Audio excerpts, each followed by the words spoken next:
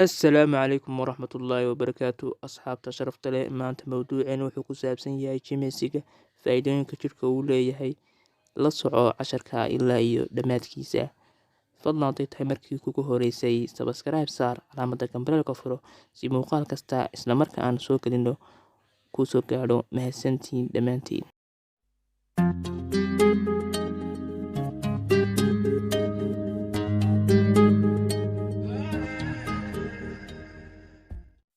dhammaanteen waynu jecelnahay inaanu yeelano jir qurux badan oo caafimaad badan si aad jir qurux badan u heshana waa inaad jimicsataa oo iska ilaalisaa cuntooyinka caafimaadka u daran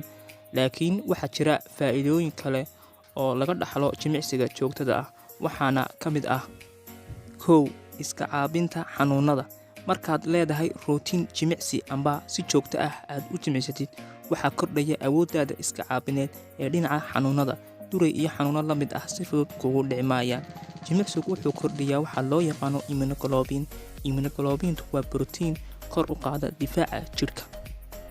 lambar 2 kalsoonida ayaa kordhaysa jimicsiga joogtada ah wuxuu in yar maalin kasta kobcinayaa kalsoonida aad naftaada ku qabtid isla markaana hoos u dhigaya stresska ku haya qanjirka loo yaqaano pituitary gland ayaa soo deynaya chemicals ay ka mid tahay endorphin oo niyadda kuu dejinaya kaana farxinaya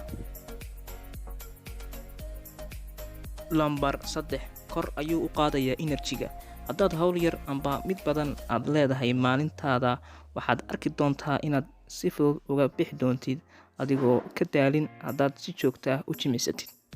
lambar 4 jirkaaga iftiimaya markaad jimicsatid dhiiggaaga si wanaagsan oo xawaaro sareeya ayaa jidhka u wada gaadhaya sida aad ogsoon tahay oxygen iyo nafaqada kaleba dhiigga ayaa qaada markaa jidhkaaga ayaa oxygen intii hore in ka badan heli doona oo gaari doona unugyada haragga oo u sababi doona inuu jidhkaagu nuur ka muuqdo maanta casharkeenu intaasi kusoo eegayay fadlan haddaad ka faa'iiday subscribe inoo saar mahadsantiin asxaabta dhammaantiin